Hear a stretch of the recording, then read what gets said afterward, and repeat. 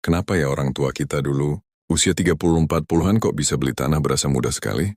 Kalau untuk yang udah punya privilege, jangan tanya. Tapi kalau yang nggak punya warisan tapi bisa beli tanah dan bangun rumah itu yang jadi pertanyaan anak zaman sekarang. Sedangkan sekarang, kita yang bahkan di usia itu masih sibuk nyicil motor, boro-boro mikir rumah. Pertanyaannya, apakah benar karena mereka lebih rajin bekerja atau kita yang lebih malas? Jawabannya mungkin tidak sesederhana itu. Ada banyak faktor yang membuat orang tua kita dulu bisa lebih cepat memiliki aset besar, sementara kita di generasi sekarang seringkali terjebak gaya hidup yang menguras tabungan tanpa terasa. Ngaku aja! Mari kita lihat menurut survei Experian, hampir 60% generasi milenial memilih membelanjakan uang untuk pengalaman dibanding barang. Artinya, nongkrong di kafe, ikut konser, traveling, atau sekadar healing masuk prioritas. Dulu, orang tua kita tidak punya banyak opsi untuk menghabiskan uang. Tidak ada coffee shop di setiap sudut jalan, tidak ada tiket konser yang bisa dibeli sekali klik, tidak ada pula istilah self-reward setiap kali merasa penat. Waktu itu, penghasilan lebih banyak diarahkan untuk kebutuhan mendasar, tabungan rumah pendidikan, dan sedikit hiburan yang sederhana. Sekarang, pilihan hiburan justru terlalu banyak. Bayangkan ya, jajanan seperti seblak dimsum, hingga ramen ala Jepang yang dulu mungkin hanya bisa ditemui di restoran besar, kini bisa dipesan dengan mudah lewat aplikasi daring. Hidup kita dimanjakan dengan pilihan, tetapi sekaligus dijebak oleh godaan konsumsi. Inilah yang membuat pengeluaran kecil terasa normal. Padahal kalau dikumpulkan, jumlahnya bisa cukup besar. Tidak jarang, uang yang seharusnya bisa masuk ke tabungan justru habis untuk hal-hal instan yang bahkan sering tidak kita ingat lagi setelah sehari berlalu. Lalu ada e-commerce. Data menunjukkan, nilai pasar e-commerce Indonesia pada 2024 mencapai USD 75 miliar, naik drastis dari tahun-tahun sebelumnya. Belanja online bukan lagi sekadar kebutuhan, melainkan hiburan. TikTok Shop, Shopee, Tokopedia, semuanya menawarkan diskon setiap jam, promo kilat dan fitur pay later yang membuat kita semakin berani belanja meski uang di rekening sebenarnya tipis. Dulu, orang tua kita harus keluar rumah, jalan ke pasar dan memilih barang dengan penuh pertimbangan. Sekarang semua bisa dilakukan dalam satu klik, bahkan di tengah malam. Kemudahan ini memang memudahkan hidup, tapi juga memudahkan uang keluar tanpa sempat kita pikirkan. Belum lagi soal konser, liburan dan tren YOLO, you only live once. Menurut survei Snapcart, hanya sekitar 10% masyarakat yang rutin menghadiri konser lebih dari 3 kali setahun. Tapi di kalangan muda perkotaan, angka ini terasa jauh lebih besar. Dari festival musik hingga konser internasional, tiket yang harganya jutaan rupiah ludes dalam hitungan menit. Bandingkan dengan generasi orang tua kita, hiburan terbesar mereka adalah nonton layar tancap di lapangan desa, atau paling jauh bioskop seminggu sekali. Perbedaannya jelas, apa yang bagi mereka adalah kemewahan sesekali, bagi kita justru jadi rutinitas tahunan. Namun faktor terbesar sebenarnya ada di harga properti itu sendiri.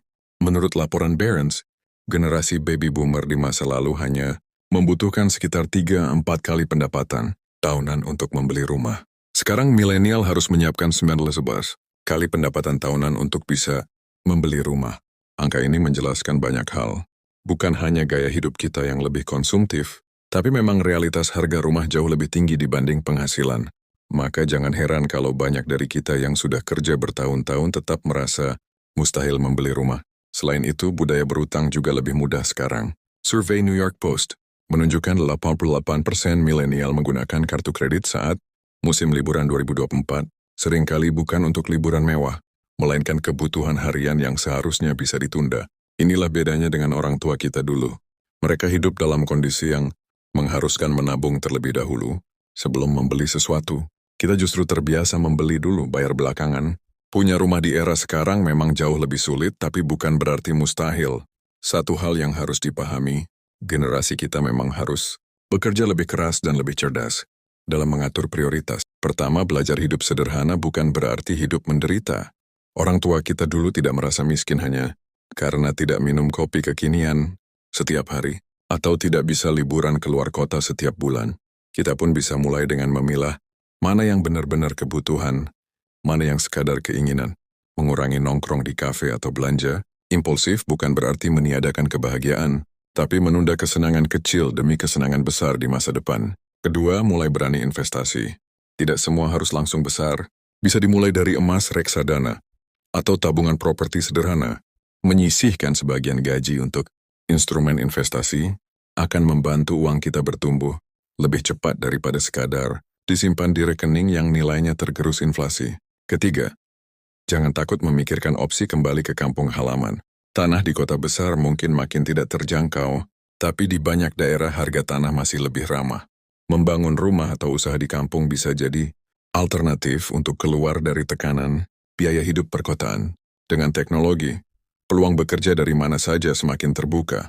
Banyak anak muda yang berhasil mengembangkan desa mereka menjadi destinasi wisata atau pusat UMKM, sehingga tidak hanya punya rumah, tapi juga memberi dampak positif pada lingkungan sekitar. Keempat, ubah cara pandang soal self-reward. Bukan berarti tidak boleh memanjakan diri, tapi pilihlah bentuk yang mendukung masa depan. Alih-alih beli barang sekali pakai, jadikan self-reward sebagai pengalaman yang membangun skill baru atau bahkan aset kecil. Dengan begitu, reward tetap terasa menyenangkan tapi juga produktif. Generasi orang tua kita memang lebih mudah membeli rumah karena dua hal. Harga properti yang lebih murah dibanding penghasilan, dan gaya hidup yang lebih sederhana. Karena pilihan hiburan terbatas, kita, generasi sekarang, menghadapi tantangan berbeda, harga rumah lebih mahal, sementara godaan konsumsi semakin gencar. Apakah berarti kita harus pasrah? Tidak. Justru kita harus lebih cerdas memilih prioritas. Kita bisa memilih hidup sederhana, berinvestasi sejak dini, atau bahkan pulang kampung untuk membangun masa depan yang lebih realistis. Karena pada akhirnya, punya rumah bukan hanya soal gengsi di media sosial, tapi soal tempat berpulang, tempat menanam cerita, dan tempat memberi rasa aman bagi keluarga. Kalau orang tua kita dulu bisa bilang, aku bisa beli rumah dari hasil tabungan.